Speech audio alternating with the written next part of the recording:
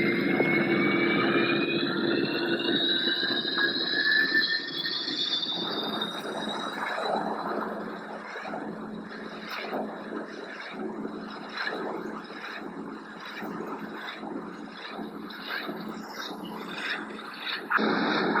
from Rotodyne, take off clearance, please. Rotodyne from tower, you're clear to go. Roger, Rotodyne taking off now.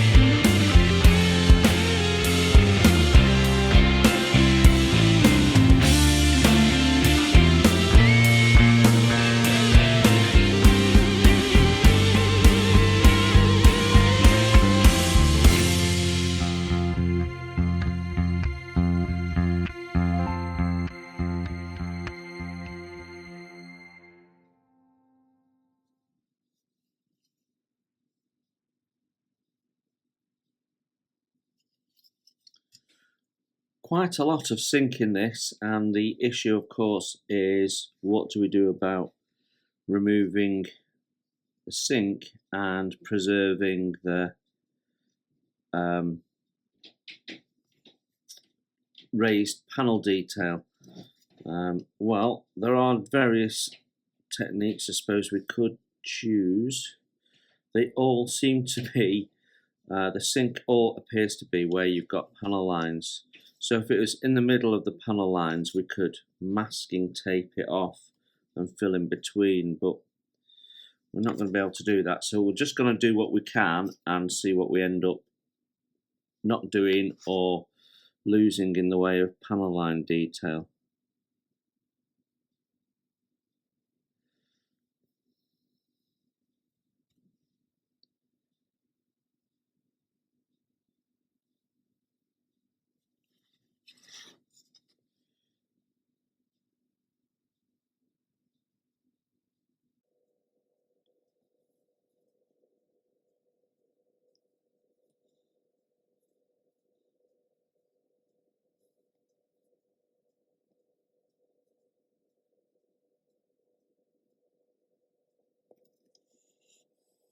I'm going to leave that one.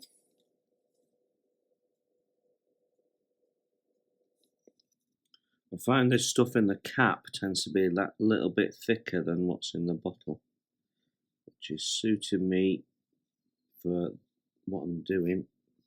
And as always, build it up higher than you want because it shrinks back. Okay, I'll get on and have a look at what else we've got and carry on with my Mr. Surfacer session. Right, we need to sand down this Mr. Surfacer, and I want to do my best to protect as much of this detail as possible. So a little tip that sort of works is to put some masking tape down so that when you're sanding, you're not taking off all that detail. You're going to take off the masking tape first, and that becomes sort of noticeable. So it just does give a bit of added protection, but it's not foolproof by any stretch of the imagination. I think on this back area here, I'm tempted to just sand the whole thing smooth because there is so much work needed to sort that back end out. You can see we've got some little raised lumps there as well. So plus we're going to have to join it. So I think sand the whole thing smooth and then probably put some lines back in, just engrave them. I think that's probably the best bet there.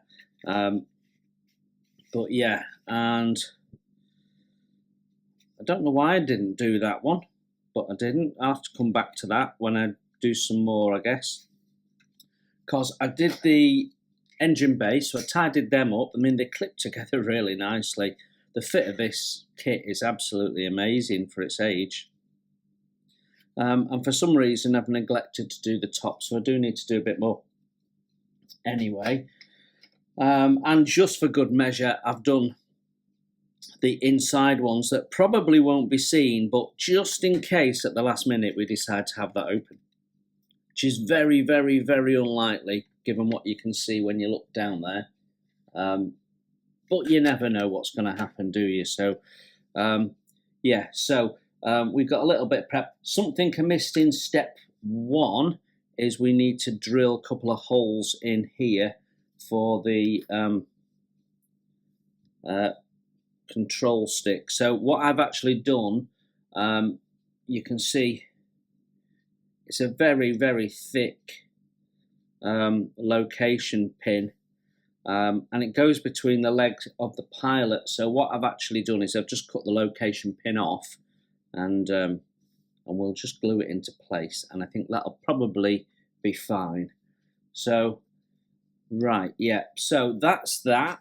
These are now coming along nicely. I just want to clean up the Mr. Surfacer on there before we attach that one in, and it's also not quite going in, and I'm not 100% sure what it's catching on, but I think that is shorter than that, so I think we might have to just take that back a little bit just to get that to sit right, because as you can see we've got a wider gap at the bottom than the top, and yet this one has gone in perfectly. If anything, you've got a slightly wider gap at the top than the bottom.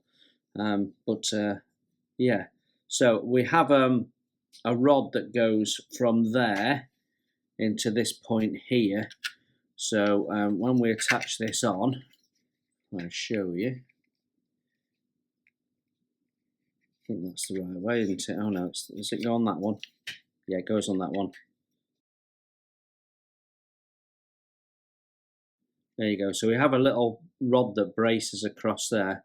Just spotted some more zinc. So I'm going to clean that up next, and if I'm not happy with it, we'll be going plastic. We'll be going with a brass rod. Right, let's have a go at this. Inevitably, we're going to lose some.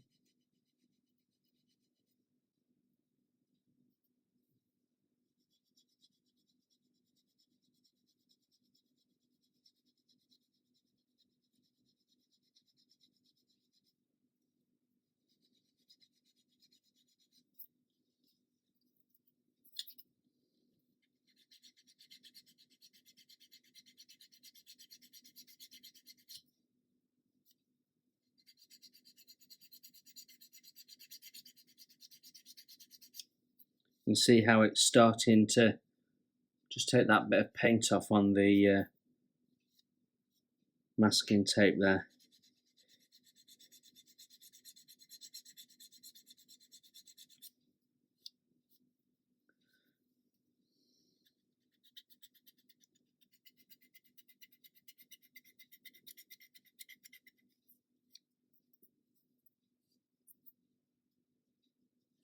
So that feels fairly smooth now.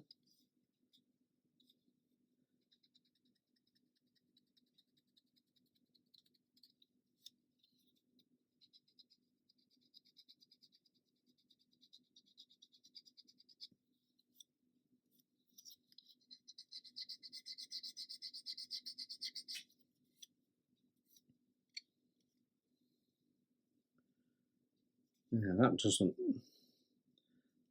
look too bad at all. And we have managed to preserve a lot more of the detail than we might have done if we'd just gone in with a sanding stick.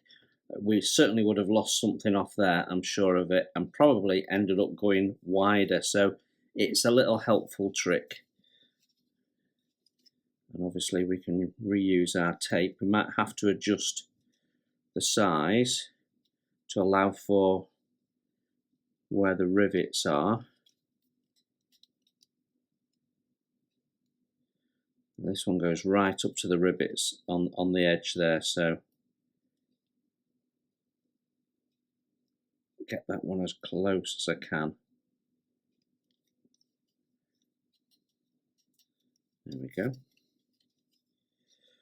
So that's how I go about trying to do a controlled sand and maintain as much detail as we can. Right, these are the little plastic rods. You can see, if you look at it up close, you can see how the mould has come together and it's not aligned. So they're not circular. Better at that end though.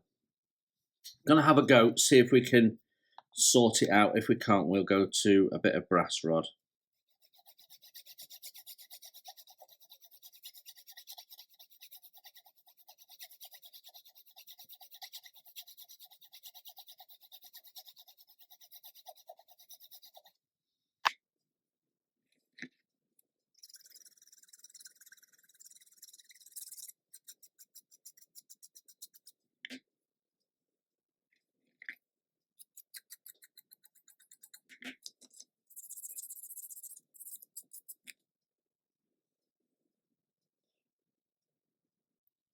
Well, it's getting there. I think we might be able to save this. This is a great little tool. If you've not come across it, I will be doing a tool review of this soon. It's a FlexiFile product, so look out for a tool review soon. But it's great for spherical objects, although I don't use it largely for what it's intended for, which is aircraft hulls. I use it mostly for tank gun barrels.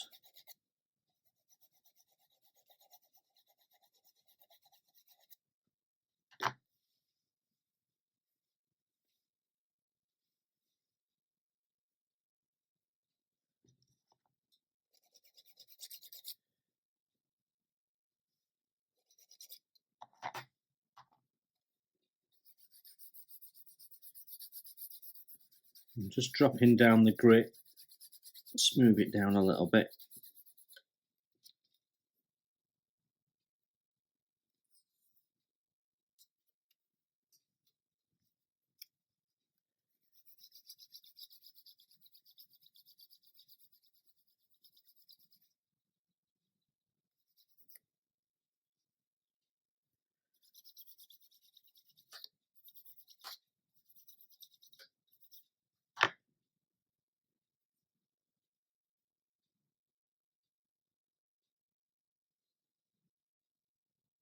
Right, let's see if that goes in our hole okay. Need to just clean the nub off the end.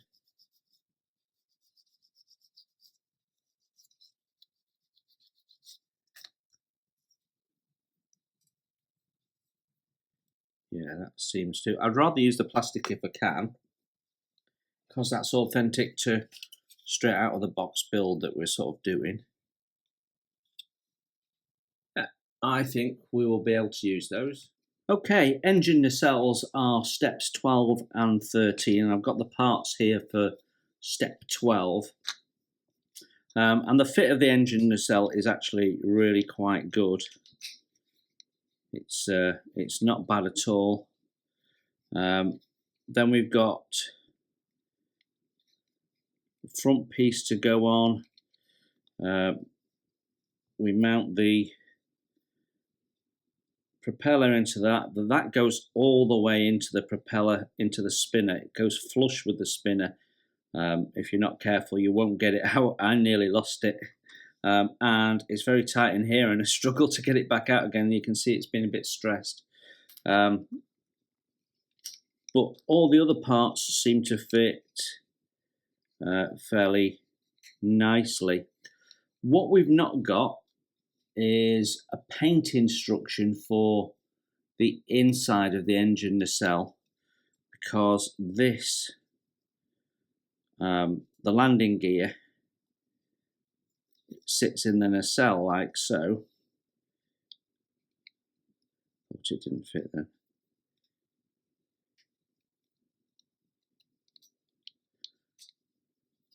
So if you've got the landing gear down, like I intend, it's quite tricky to actually get it in. There we go. You can see that does just about work. But even with the landing gear up, if the doors are open, you're going to struggle to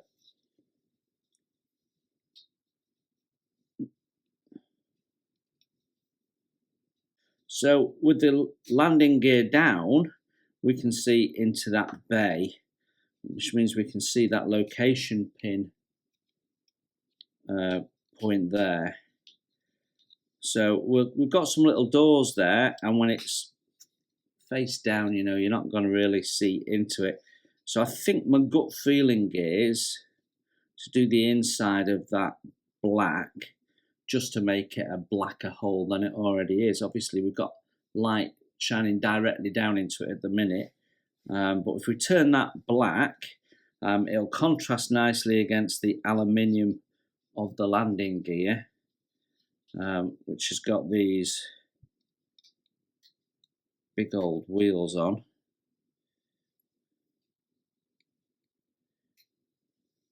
Should look quite cool, that, shouldn't it? So yeah, we got that. So really, we can't stick these two parts together until we've painted the inside. And I'm not doing any painting, and I'm getting all my parts cleaned up to a point where we can start the painting, so that when I'm painting black, I can do everything that needs to be black, and then we'll assemble. But obviously, we want to get this together and tidied up before we paint the outside. So that means masking this off. So probably we'll leave it loose initially, so we can push it up into there, put some sponge in for masking, and then when we have painted, we can pull that back out, put a bit of glue in to knock it into place, and jobs are good. And so I think that's the plan. There are some parts we can actually put on and leave on ahead of painting and before we join these up, so that's okay. We have a part here, some form of air intake, and there's no real location point for that. I'm guessing it goes behind this here, like that. But it's not 100% sure, clear, because on the instructions that's going on first. But that would appear to be logical, wouldn't it? And then we've got the propeller, which is already moulded into the spinner. There's quite a bit of clean up to do on that. We've got some seam work and we've got some flash to deal with. But that should look, I mean, the fit of that, even without any cleanups, not too bad. So it's going to look fairly cool, I think. So let's get the parts cleaned up and see how that slots together, because I reckon we can probably build that with the spinner up as one part, and if we dry assemble it, we can probably glue that bit on as well, and so on and so forth. So let's get the parts cleaned up.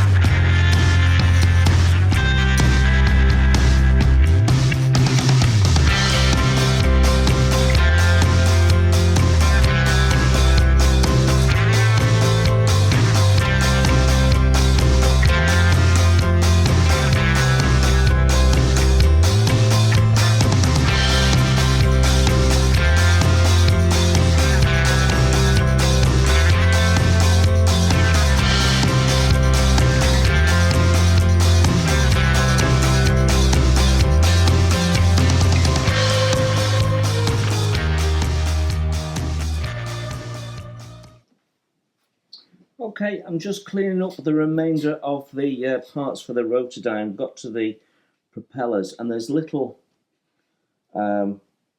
piece that goes on the end of the propeller. There's a flat there that goes onto there like so. When you cut these off, rather than shaping these right from the start,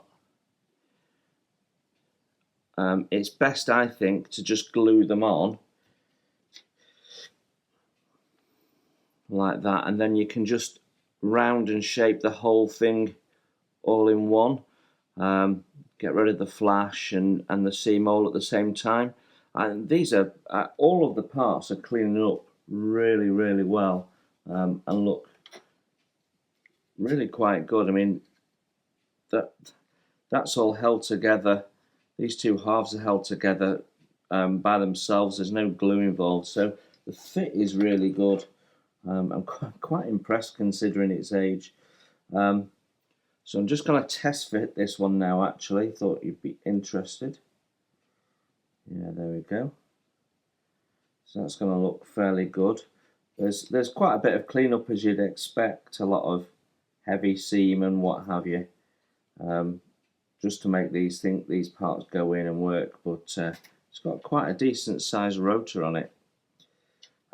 Anyway, I'm going to carry on, clean up the remainder of these parts. There's not many left, and then we'll be ready for painting. Okay, that is all of our Rotodyne parts now cleaned up, ready for assembly and paint and whatever. Some parts have been sub-assembled, so the tail there.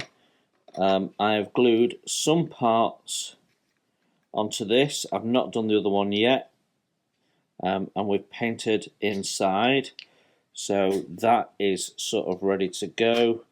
And obviously we've put the seats on here, but that is pretty much it. Oh no, I have put the ends on the rotor blades. That's pretty much it. So my next job is to go through the instructions, look at how this builds up, make a decision on what I want to do. I'll go and give you a reason as to why we're doing that. For example, when we put the two halves of the fuselage together, there are some things that need to be already in there. So the rotor mounts inside there so that it'll rotate. Now the back end here has opening doors, which we're going to model closed, but lining them up is going to be a little tricky. So what we want to do is probably do that sooner rather than later, so we can do any filling and cleaning up of that ahead of painting. So we might do that before we put wings and things on, whereas on the instructions I think we've got the propellers on and all sorts of stuff before we put this on, and that probably doesn't make sense, given that we know that this stuff's not going to line up. If I put that there, you can see underneath it doesn't line up. So we're going to have to take material from the top to get all that to line up. So there's quite a bit of work just to get it all to fit in some areas. In other areas, not so much. But even where we've got a good fit, like this, there's going to be some seam cleanup to do. So there's still quite a lot of work to do. So the next task is sub-assemblies and the first few steps of painting. So we'll be painting the cockpit, we'll be painting the rotor base there, we'll be painting inside of this.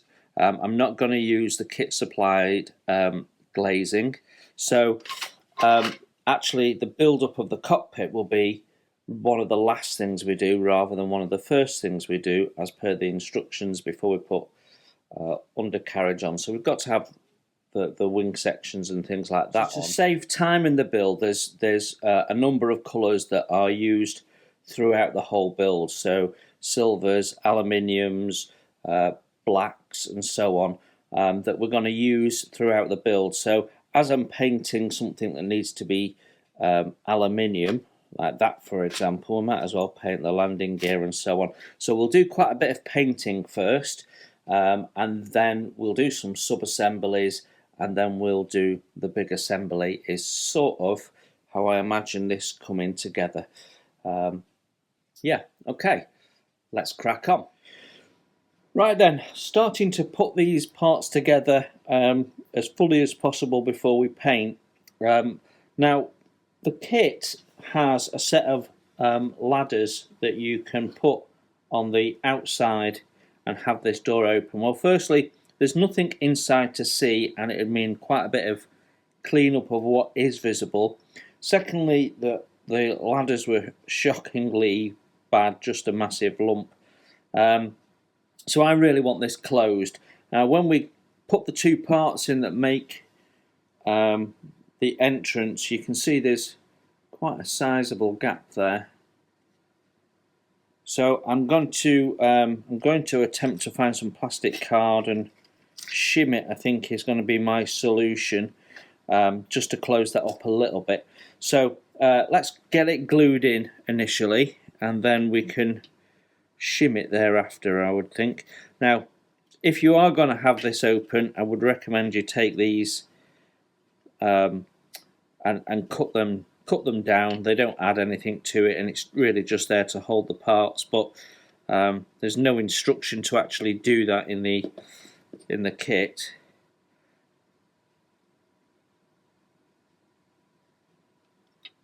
So I'm just going to make sure that's as square as possible. Push it up to the top, and we'll do the same with this, which makes our gap as big as possible, so we can then sort it.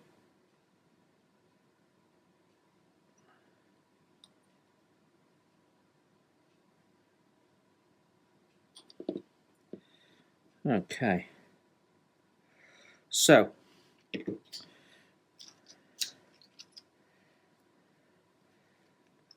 have lots of odd bits and pieces of scrap, and they do come in handy for these little jobs. You never know when you need to shim something. In fact, that might be just the perfect piece, mightn't it? Not far. I don't always know the thickness. It's just, does it fit, basically? And I can pass that through, so that is about right. So we're going to use that piece as it's slightly longer, so we can cut it down. Perfect. So simply going to mark the length.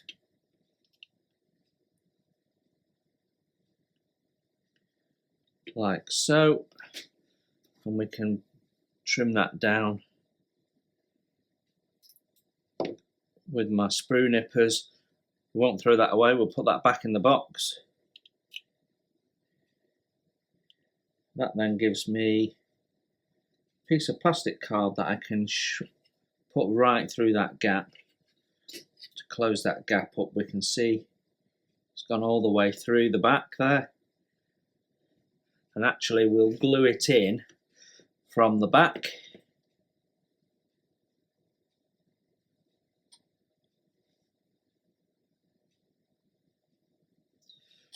Plenty of liquid glue on there. So what we'll do is let that all dry, get nice and hard. Then we can trim it back and gently sand it, and that'll just improve the look of the door, I think. So when it comes to building the engine nacelles, you can't actually build these two parts together before you add the landing gear. Now obviously you can do it if you're going to have the landing gear up and mount it on some form of stand, show it in flight, then you could do that and close all of this off. But the reality is you can't clip these into place once these are close together. So gonna have to paint that, glue it in before we close that together, and then mask all of this off. Just wrap some tape around it effectively while we deal with this, so that we can paint this at the same time. Now I think these will be silver all over. The marcation line between the white and the silver is roughly halfway between the windows. So everything below I think will be silver, but I'm not quite sure how far they sit and whether indeed that there's a split on it. So let's have a quick look at the instructions.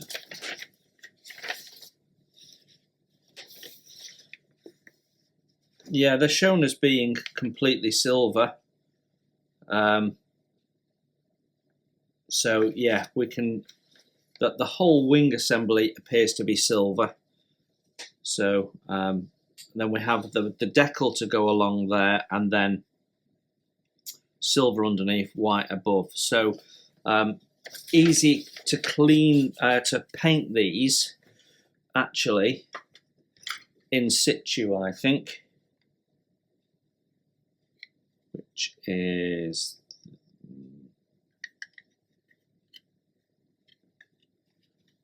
how does that go? That way around.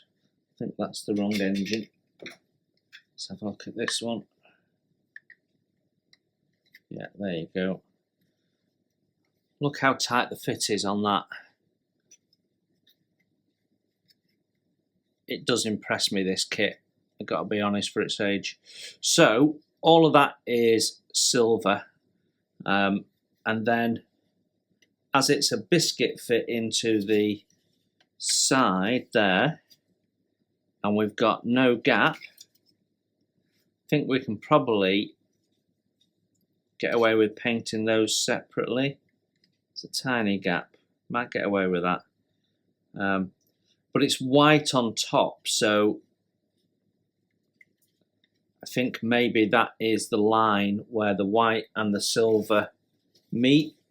When you look at the instructions, it's pretty much how that works. So we can paint these separately. So I think the idea would be to paint the undercarriage sections, mask it off, as I say, because I want to do them aluminium rather than silver, so there's a contrast, or maybe even steel, just so there's a contrast.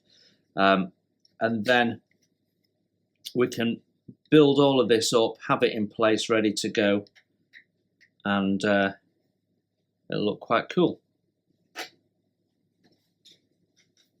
What we can do is glue on these, what I think might be the exhaust system, but we can absolutely glue those on. As you place them on, the longer section is uppermost.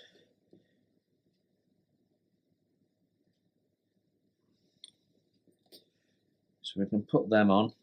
Now these engines aren't handed, so this little bit here, which actually goes off at an angle, as you can see, is the same on both engines. So although they don't fit on the incorrect wing, as in terms of the engine, they build up looking identical.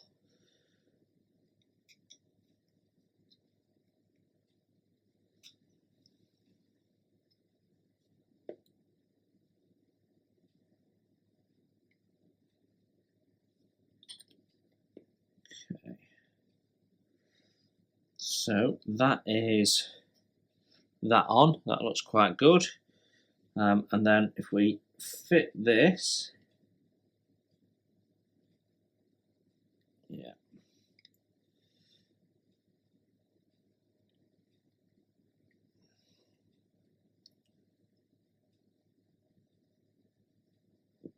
pegs are a little bit too long. You can see the forming a gap.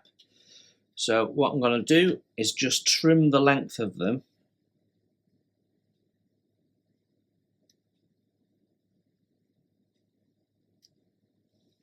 so that they're not forcing an issue, which they were doing. See if that resolves it.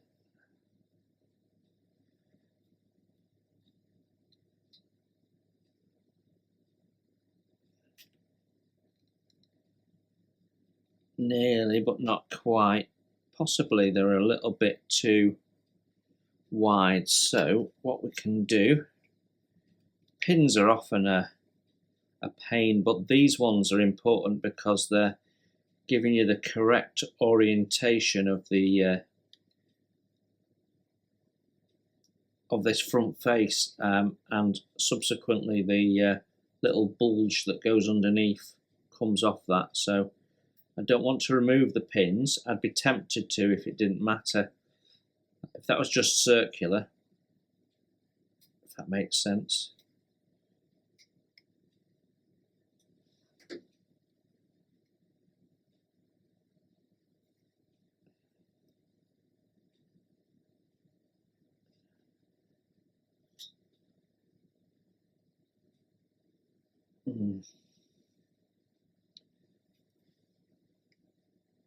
What we can do is take pins off that one, which will half the size of it.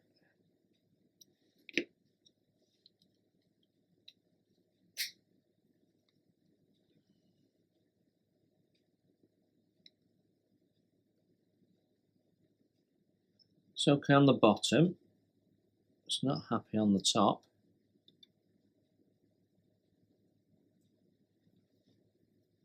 Just going to sand the inside surface of this, make sure there's nothing that maybe I'm missing.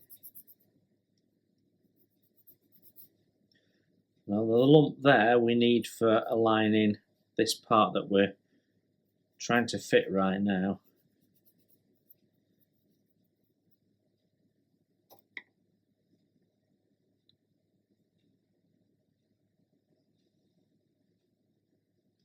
Still doesn't like it.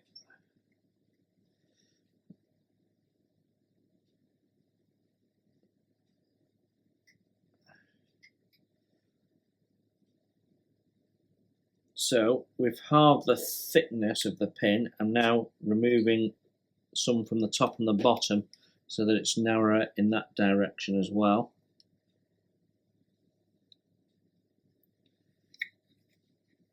And we'll take a little bit off the bottom. I didn't have this trouble with the other engine. We did have to thin the pins down a little bit, but not by much. I wonder if, it hadn't occurred to me, but it could be that centre hole, couldn't it? I don't think the pins could be possibly causing any more problems.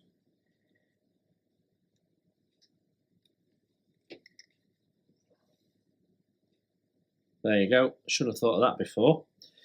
Oh well, there we go. So, hold that in place. Allows me to then line up that correctly, and we can glue that then into place.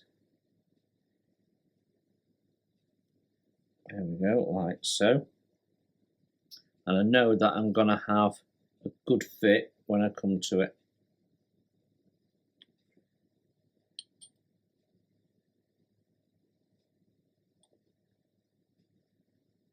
So I'll keep my finger away from that glue. There we go, finally got that on.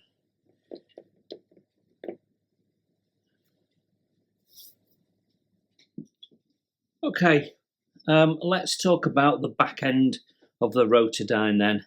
So we have a set of doors at the back that opens up, and I've just glued the hinge assembly into one side for a trial fit.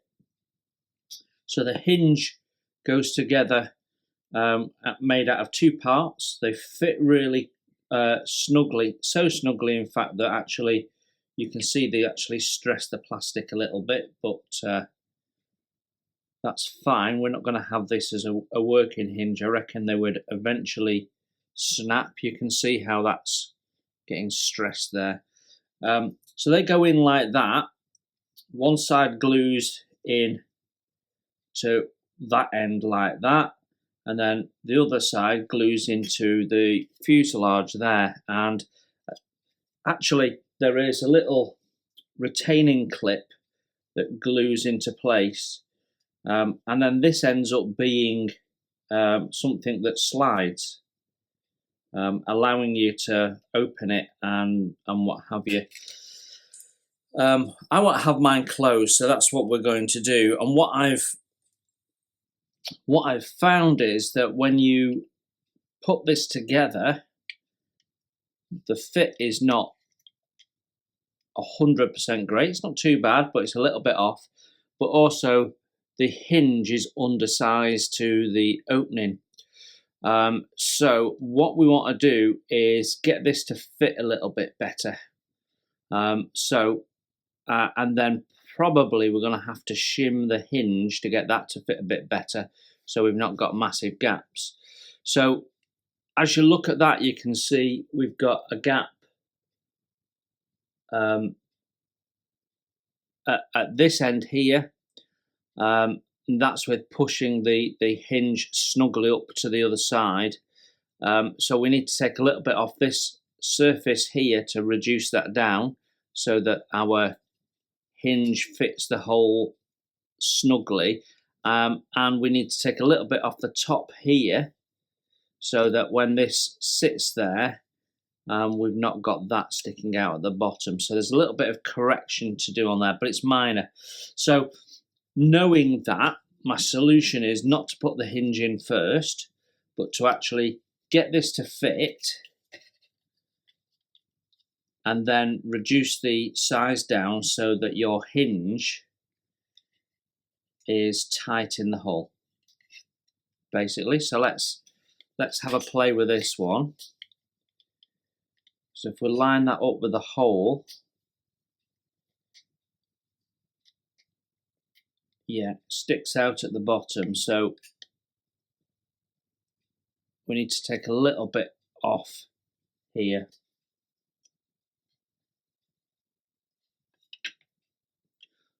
So we can do that easy enough. I'm going to start by making sure there's no obstructions whatsoever on this top lip.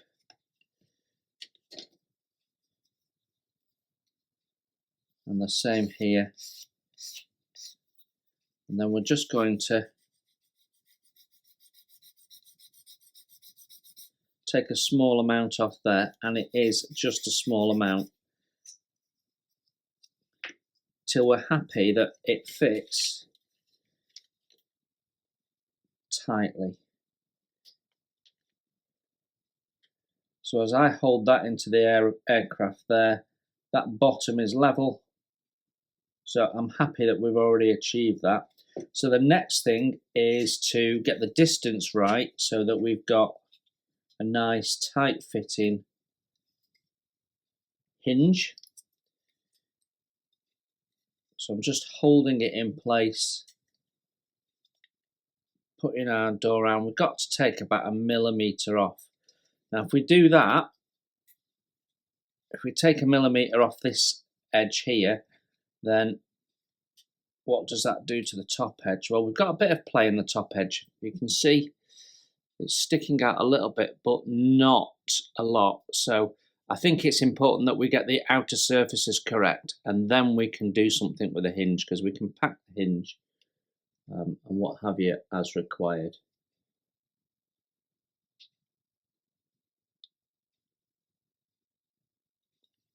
So we'll forget the hinge for now.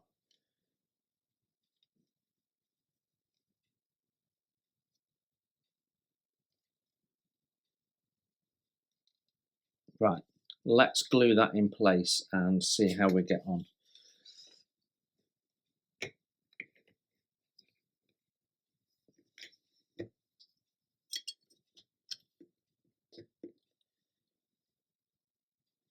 So we're just going to put some glue on all the connecting surfaces first.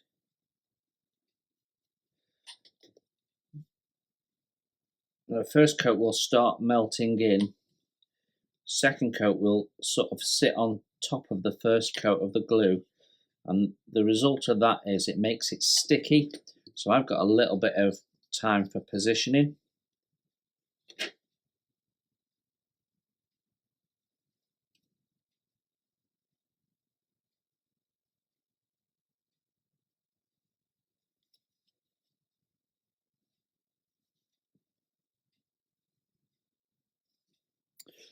Right, I need to make these hinges that stick out of the sides just that little bit larger to fill the gap. So we've got 4 of them in total. We're just going to cut some strips off to pad the top, and then we'll also need to pad the side a little bit. It's easier to modify this than make a new one because it's got all the parts on so that we can glue it in and keep it stable. So if we were making this out of block, we'd need something stuck on the side. So it's just as quick to do this as to make fresh from scratch.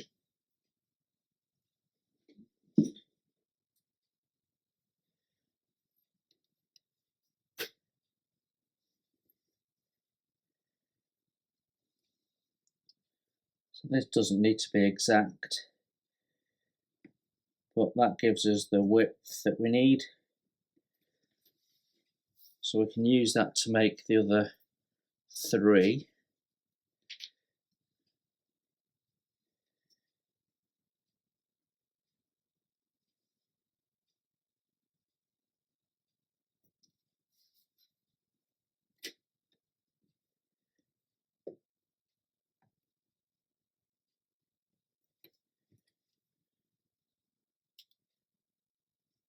Yeah, that's wide enough. So just trim those holes off. I've obviously used that in my punch at some point. Okay, that gives us our 4 pieces. So what we want to do is just glue them in place on the top so that they can then be shaped to this slightly pointed shape of the hinge, and then we can trim down the excess and probably, if we're clever, snip that off and use it then to thicken the side piece as well. So let's start by gluing that on.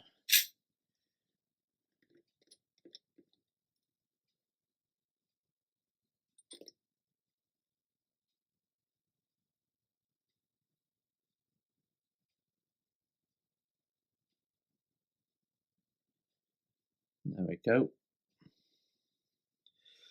So that should grab and be hard in just a minute or 2 really. Doesn't take long. So I'm going to do this with the others, but to do that with 2 of them I need to get these out because I've glued them in. So to do that we'll just add some glue, and that just starts melting the plastic again and allows us to remove it. Simple as that. Let that flash off. No harm done there. So I'll glue these other bits on. We can glue the hinge together as well because there's no reason not to. Just makes it a bit more stable when we come to sand it.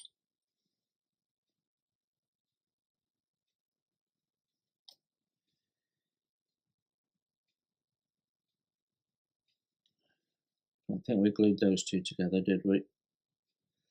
We have now.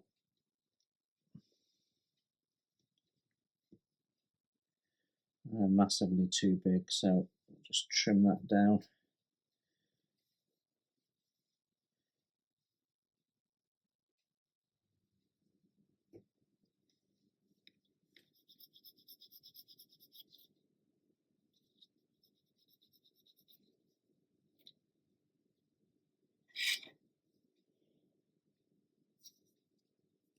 So you can see what we're trying to achieve here. It's just get everything lined up.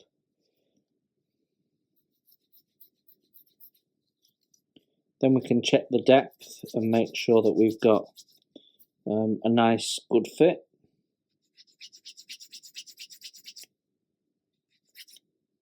And once we're happy with the fit, we can remove this bit and we'll just use that one for locating it. So just going to tidy the edge up.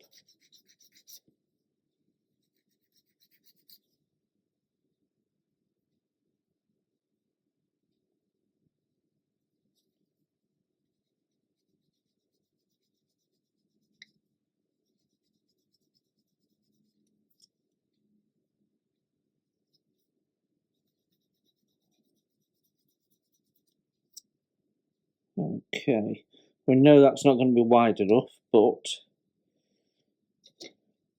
I'm worried about depth right now.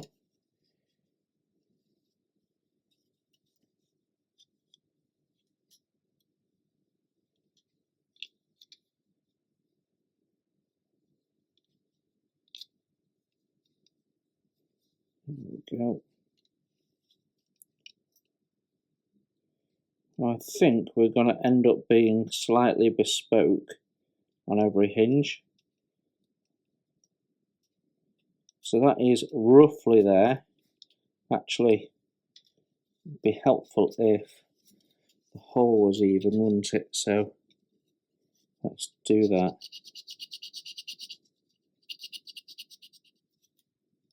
There we go. That is about right, I think, in terms of depth. So that bodes well for the rest of them.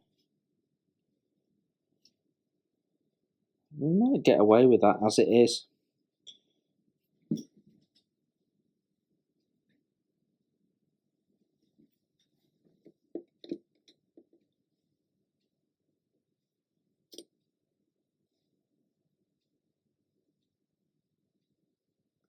We line up the shim with the front edge,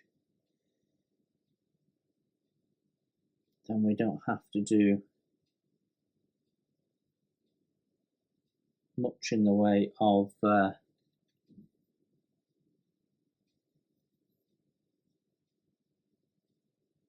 clean up. Then we can just trim it back.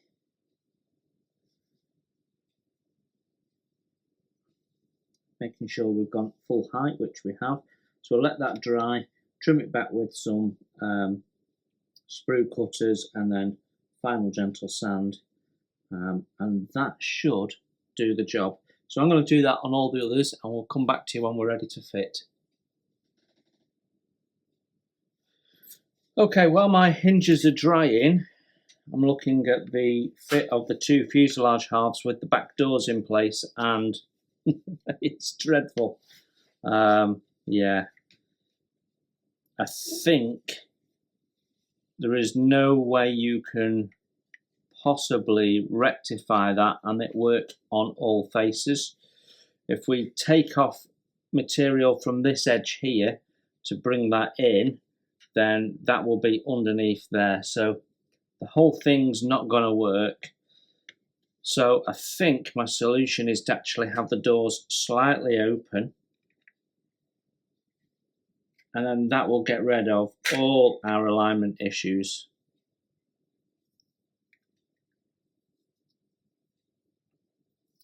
So slightly open. Now the actual real thing, because it was a prototype, was empty inside. So you will be able to see in a slight bit, but we'll paint it all grey and you won't see much in there. So okay,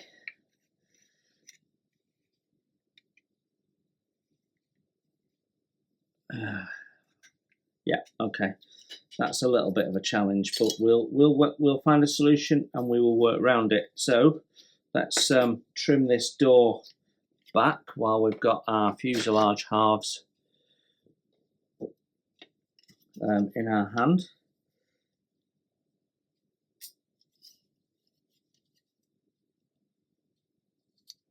So I can trim it flush in the first instance, and then I'm just going to use a knife to trim the rest of it back.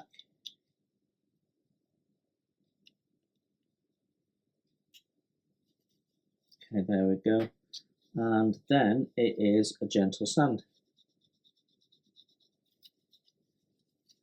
And what I'm going to do is I'm just going to put some masking tape either side just to protect the rivets that are right near it.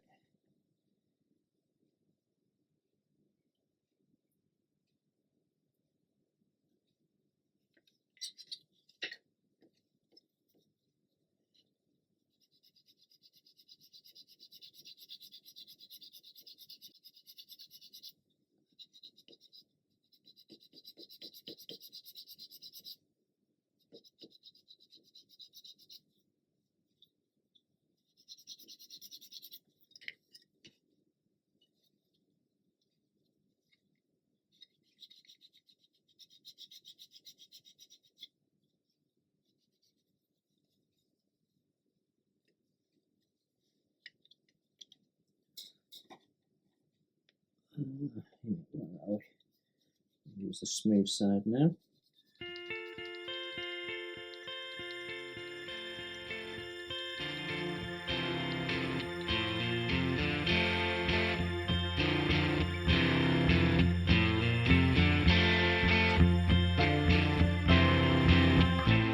Okay, that should be okay now.